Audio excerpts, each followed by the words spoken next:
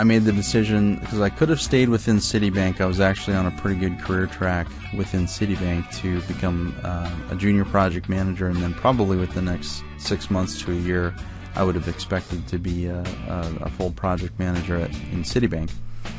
But I decided at that time that being in that environment, this kind of gets to, and we'll talk about this during the career coaching course, but one of the things you need to decide is, like, what industry do you really want to be in? And if you do have a pick between multiple industries, like, which one really gets you energized? I'm a science geek. I'm a technology geek. So working on a mission for launching a satellite and working in the aerospace industry is something that I really wanted to do. This is a joint project between the U.S. Geological Survey and NASA. So I was really excited to be able to work with people from NASA and people from the USGS as well. So I decided to take another step down. So, and here's the thing: whenever you're looking at a career path, sometimes when you plot out your career path, there may be times where you need to take a step down. So there's probably been at least twice in my career where I took a pay cut of 10 to 20 grand.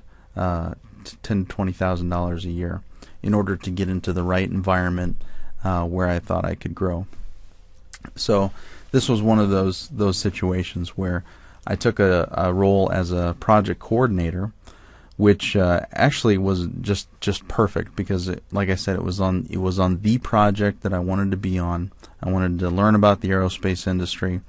I knew that I was switching to another industry, so even if I wanted to, even though I've managed projects before, I wasn't going to be able to manage a project in the aerospace industry yet because I didn't know enough about the industry itself. So I kind of set myself up, mentally and said, I'm going to go in here, I'm going to work my butt off. It's kind of one of those situations where when you started a new company or in a new industry and you say, I'm going to do whatever it takes. I'm going to start at the bottom and work my way up, type of thing.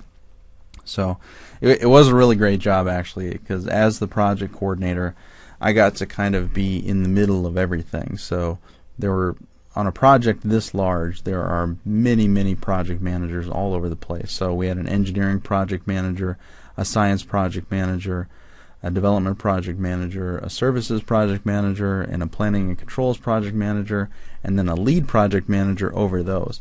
And that was just for my contract. That's not including the people on the USGS and NASA and the other contractors that they had contracted for different pieces of the satellite and the ground systems. So very complex project, lots of stuff going on.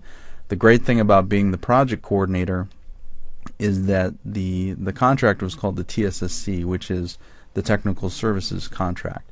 And so we provided services, project management services, to the USGS and NASA and to our own teams doing the development work. So in this project coordinator role, I was kind of in the middle of everything. So I got to work with the project managers, I got to work with the engineers and the scientists, I got to work with the people that were the planning and controls staff, so configuration management. This is a large project, so we actually had a configuration management team of people that were, I think at the time that I started there were about 5 or 6 people on this project just dedicated to configuration management. So, and then configuration management is really just change control when it comes to documentation, the software that you're developing, and those kind of things. So it was a really great learning experience for me. So very quickly, within 6 months or so, I was promoted to project analyst, which was a higher level of responsibility. In that role, I started to get a little bit more involved with the earned value management system and being able to administer that. And so shortly after that, I was promoted to the planning and controls project manager. So in that role, the configuration management, risk management, all of the project management processes for my contract in particular, and then a lot of what we were doing as an entire project as well, kind of fell under my purview. So I got to have a lot of influence there. got to work with the other project managers, and kind of it was almost like a PMO type situation where I was helping them and showing them how to do different things to be able to run their parts of the project better for scheduling and those kind of things, a lot of the programmatics. And then shortly after that, so probably within 6 months or so, I was promoted to the lead project manager for the TSSC contract. And so in that role, I was essentially had the science project manager, the engineering project manager, the technical services project manager, and the development project manager were working for me. Now, I had been the planning controls manager, and we had started to get to a phase where we were coming out of the really heavy planning and starting to get more into the execution side of things. So I made the decision, rather than backfilling a planning and controls project manager, that I would go ahead and keep on that responsibility and also act as the lead project manager as well. So, and when I was the lead project manager, I obviously got a lot more into the politics of the situation, dealing a lot more with NASA and with the USGS, and providing more direct coaching to the other project managers on the project. So that was kind of the deal there. And then not too long after that, I decided to focus on my on training. So in July, the end of July 2009, even though I loved the project, I loved my team and everything else, I'd been running pmstudent.com for quite a while, helping people out as much as I could through email and everything, and I was really starting to get to the point where I was getting a lot of requests for training like this, and to be able to go into more detail about how to do project management, career coaching, and things like that. So I made a really difficult decision to go ahead and resign and focus full-time on PM Student. So that's pretty much what I've been doing for the last 9 months or so. Now that I've got PM Student started and the PM Student e-learning, there was a lot of infrastructure and a lot of learning that I had to do in order to figure out how to make all this work.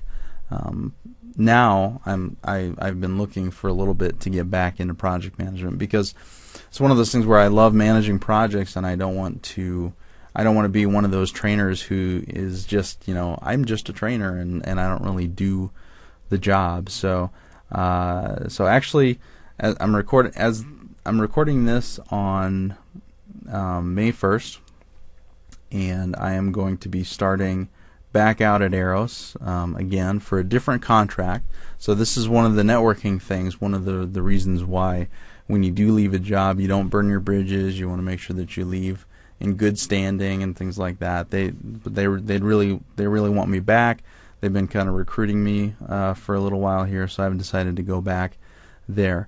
And I'm going to continue putting out quality content for PM Student e-learning, and I've really gotten it to the point where I can handle this, doing it 5-10 hours a week in addition to a full-time job. So I'm going back out there, and we'll be having fun getting LDCM up and launched. The last time, I'm not sure if it's changed, but the last time I was out there, it was the end of 2012 was going to be the launch date for the satellites, so we're looking forward to that.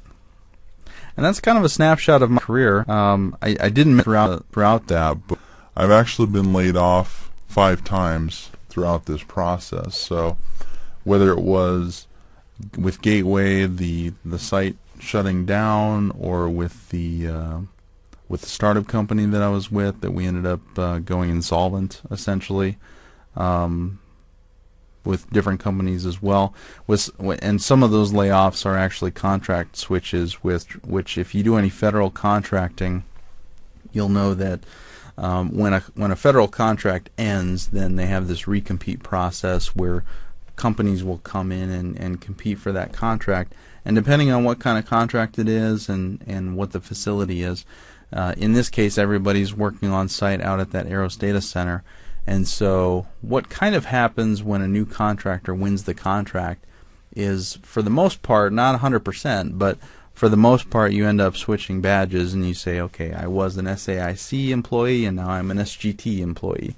And so you have kind of that thing going on. So being laid off 5 times